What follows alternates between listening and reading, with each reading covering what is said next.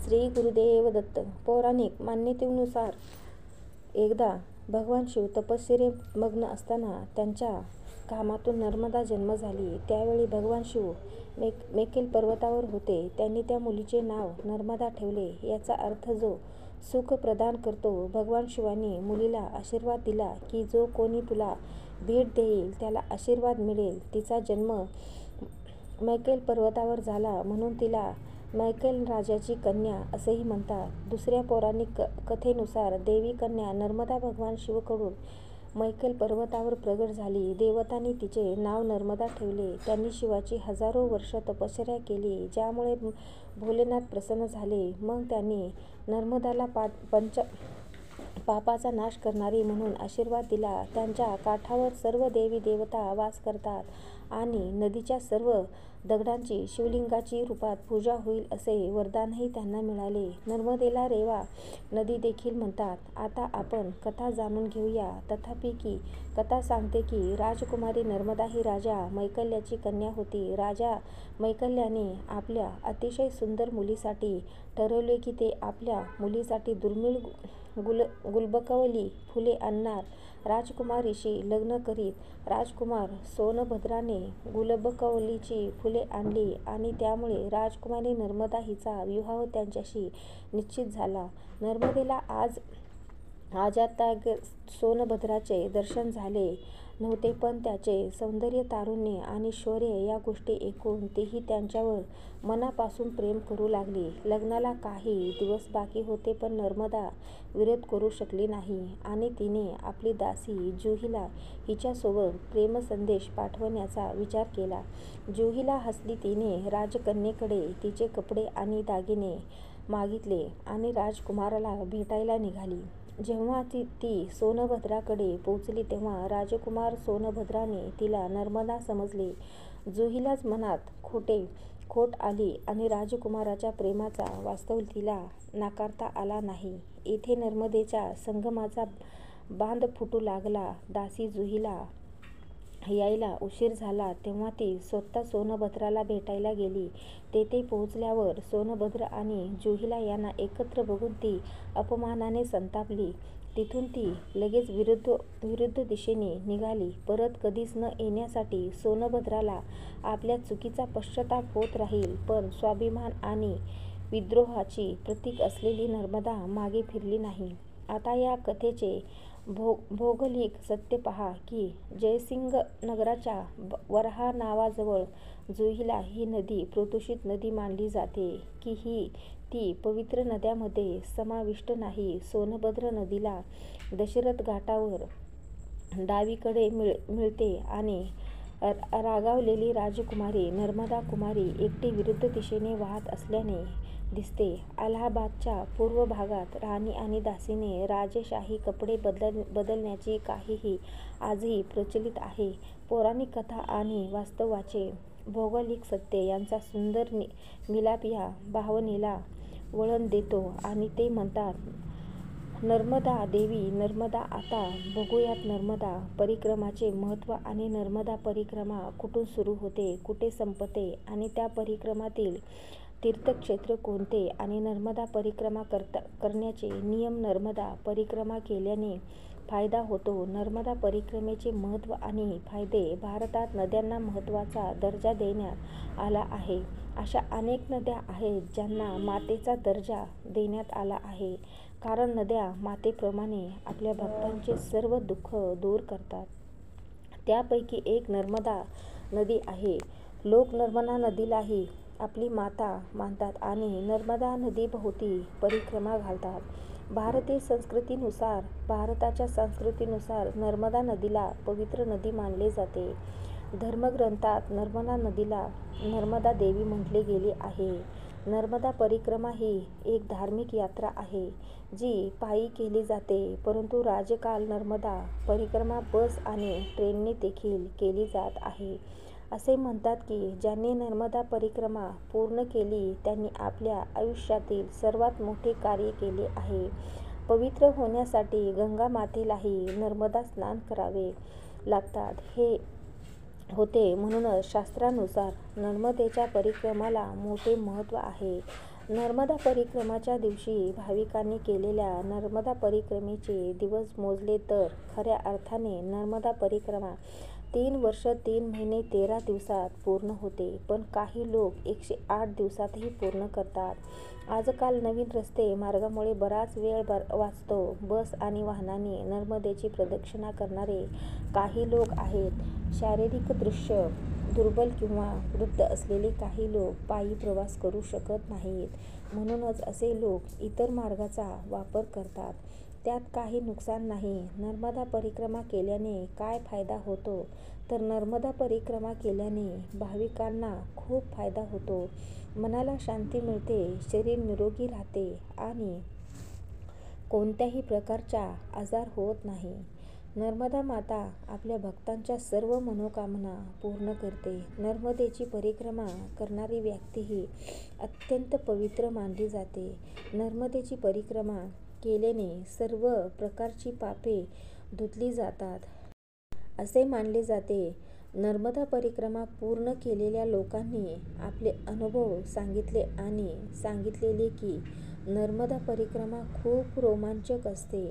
वाटेत अडचणी येतात पण माता नर्मदेचे नाव घेतल्याने सर्व अडचणी सहज दूर होतात आणि माता नर्मदेच्या काठावर सर्वत्र तिचे दर्शन होते. नर्मदा परिक्रमाच्या आसपास लोकांना खूप सेवा देणारे भक्त सापडतात.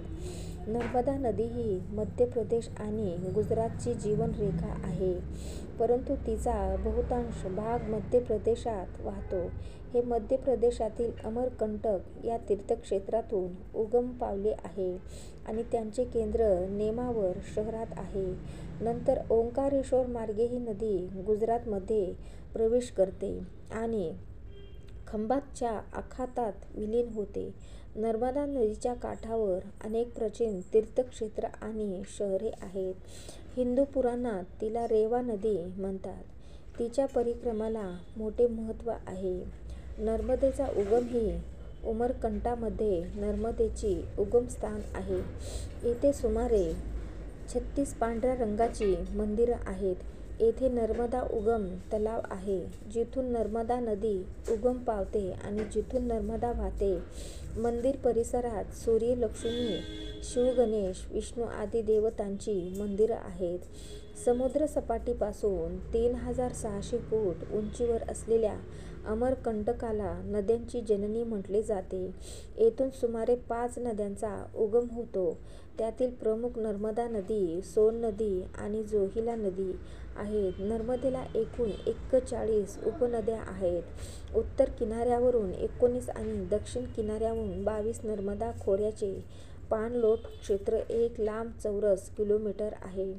हे देशाच्या भौगोलिक क्षेत्राच्या 3% आणि मध्य प्रदेशच्या क्षेत्रफळाच्या 28% आहेत. नर्मदेच्या 8 उपनद्या 115 किलोमीटरहून लांब आहेत. उदाहरणार्थ हिरन नदी 188, बंजारा नदी 183 आणि बुदनेर नदी 177 किलोमीटर. आणि अशा अनेक लहान नद्यांची तर खूप गंभीर अवस्था आहे, कारण उपनद्यांच्या पाणलोट क्षेत्रात सर्रासरपणे होत असलेल्या जंगलतोडीमुळे नर्मदेला भेटण्यापूर्वीचा त्यांचा प्रभाव कमी होत आहे. नर्मदा यात्रेला कधी जायचे? नर्मदा परिक्रमा किंवा यात्रा 2 प्रकारे केली जाते. प्रथमतः दर महिन्याला नर्मदा पंचक्रोशी यात्रा होऊन नर्मदेची परिक्रमा केली जाते. दर महिन्याला होणाऱ्या पंचक्रोशीत यात्रेची तारीख कॅलेंडरमध्ये दिली आहे. अमरकंटक, ओंकारेश्वर आणि उज्जैन या तीर्थक्षेत्रापासून हा प्रवास सुरू होतो. जिथून सुरुवात होते तिथेच संपते. परिक्रमा मार्ग अमरकंटक मार्ग ही बगिया ते नर्मदा कुंड, मांडला, जबलपूर, भेड़ाघाट, बर्मनघाट, पाटाघाट, मगर रोड, जोशीपूर, छपानेर, नेमावर, नर्मदा सागर, पमखेडा, धावरी कुंड, ओंकारेश्वर, बाळकेश्वर, इंदोर, मंडलेश्वर, महेश्वर, बालाघाट, चिखला, धर्मराय, कातरखेडा, शूलपंडी, हिजाडी, हस्तीसंगम, छापेश्वर, सरदार सरोवर, गरुडेश्वर, चांदोड, भरूच, यानंतर भिमलेश्वर, कोटेश्वर, गोल्डन ब्रिज, बुलबुलकंद, रामकुंड, बारावानी, ओंकारेश्वर, खंडवा, होशंगाबाद, सादिया, बरमद, बरगी, त्रिवेणी संगम, महाराजपूर, मंडल, दिंडोरी आणि नंतर अमरकंटक मार्गे पोडी मार्गे परतताना नर्मदेच्या काठावरील तीर्थक्षेत्र. नर्मदेच्या काठावर अनेक तीर्थक्षेत्र बसलेली आहेत. तरी काही महत्त्वाच्या तीर्थक्षेत्र आहेत. अमरकंटक मंडला राजा सहस्त्रसोहून नर्मदेला येथे थांबले होते. भेड़ाघाट होशंगाबाद येथे प्राचीन नर्मदापूर शहर होते. नेमावर ओंकारेश्वर, मंडलेश्वर, महेश्वर, शुक्लेश्वर, बावनगाज, शूलपाणी, गरुडेश्वर, शुक्रतीर्थ, ओंकारेश्वर, अंतकेश्वर, कर्णाली, चांदोद, शुक्रेश्वर, व्यासतीर्थ, अनुसयामाई, तपस्थळ, गांजेठा, शकुंतला पुत्र, भारत स्थळ, सिनोर, अंगारेश्वर, धायडी कुंड आणि शेवटी भृगकच्छा किंवा भृगतीर्थ, भट्टू आणि विमलेश्वर महादेव तीर्थ. खरं तर बऱ्याच अडचणी येऊनही उत्साहाने भरलेला हा प्रवास खूप महत्त्वाचा आहे. पुराणात रेखावंड या केवळ नावाने या नदीच्या तपशिलावर उल्लेख आढळतो. हिंदू धर्मात परिक्रमेला खूप महत्त्व आहे. परिक्रमा म्हणजे एखाद्या सामान्य ठिकाणी किंवा व्यक्तीला त्याच्या डाव्या बाजूने फिरणे. याला प्रदक्षिणा करणे असेही म्हणतात, जो षोडशोपचार पूजेचा एक भाग आहे. नर्मदा परिक्रमा किंवा यात्रा ही एक धार्मिक यात्रा आहे. ज्याने नर्मदा किंवा गंगा प्रदक्षिणा पूर्ण केली त्याने आपल्या आयुष्यातील सर्वात मोठे कार्य केले आहे. कारण जो ही यात्रा करतो त्यालाच त्यातला आनंद कळतो. त्यामुळे जन्माला येऊन एकदा तरी नर्मदा परिक्रमा केली पाहिजे. म्हणूनच नर्मदेच्या परिक्रमेला अधिक महत्त्व आहे. नर्मदा नदीचे परिक्रमा यात्रेत एकीकडे गूढ रोमांच आणि धोके आहेत, तर अनुभवांचे भांडारही आहेत. या प्रवासानंतर तुमचे आयुष्य बदलेल. काही लोक म्हणतात की नर्मदा परिक्रमा नीट केली तर नर्मदा नदीच्या परिक्रमा 3 वर्ष 3 महिने आणि 13 दिवसात पूर्ण होते. पण काही लोक 108 दिवसातही पूर्ण करतात. परिक्रमावासी सुमारे 1312 किलोमीटरच्या दोन्ही तीरावर सतत पायी परिक्रमा करतात. श्री नर्मदा परिक्रमाचे माहितीसाठी तीर्थक्षेत्रावर अनेक पुस्तिका उपलब्ध आहेत. नर्मदा नदी म्हणजे त्यागाचे अवतार, गंगा नदी ज्ञानाची स्थापना करण्यासाठी, यमुना नदी भक्ती स्थापना करण्यासाठी, ब्रह्मपुत्र नदी महिमा स्थापन करण्यासाठी, गोदावरी ऐश्वर्य स्थापन करण्यासाठी, कृष्णा नदी इच्छा स्थापन करण्यासाठी आणि सरस्वती नदी ज्ञानाची स्थापना करण्यासाठी. संपूर्ण जग त्याचा आदर आणि भक्तिभावाने पूजा करते. मानवी जीवनात पाण्याने अनन्यसाधारण महत्त्व आहे. हे महत्त्व जीवनाला स्वार्थ आणि परमार्थाशी जोडते. निसर्ग आणि मानव याच्यात खोलवर संबंध आहे. ही नदी जगातील पहिली नदी आहे जी इतर नद्यांच्या विरुद्ध दिशेने वाहते. तीर्थयात्रा कशी करावी? तीर्थयात्रा केवळ पायीच करावी अशी शास्त्राची सूचना आहे. ही परंपरा अनेक ठिकाणी पाळली जात आहे. पूर्वी धार्मिक लोक लहान मोठे गट करून तीर्थयात्रेला जात असतात. प्रवासाचे मार्ग आणि थांबे ठरलेले होते. वाटेत सापडलेल्या गावात वाड्या, वस्त्या, झोपड्या इत्यादी ठिकाणी थांबून एखाद्या योग्य ठिकाणी रात्री विश्रांती घ्यायचे. ते कुठेही थांबले तरी आध्यात्मिक चर्चा करायची आणि लोकांना कथा सांगायचे. हा क्रम सकाळपासून संध्याकाळपर्यंत चालू होता. रात्रीच्या मुक्कामाच्या वेळीही कथा, कीर्तन आणि सत्संगाचा क्रम होता. साधारणपणे हे प्रवास नोव्हेंबरच्या मध्यात सुरू होतात.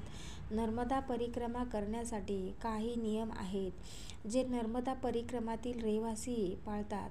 हे नियम लक्षात घेऊन नर्मदा मातेची परिक्रमा केली जाते. 1. नर्मदा परिक्रमा करताना दररोज नर्मदा नदीत स्नान करावे.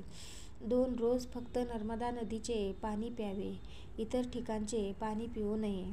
3. परिक्रमा करताना ब्रह्मचर्य पाळावे.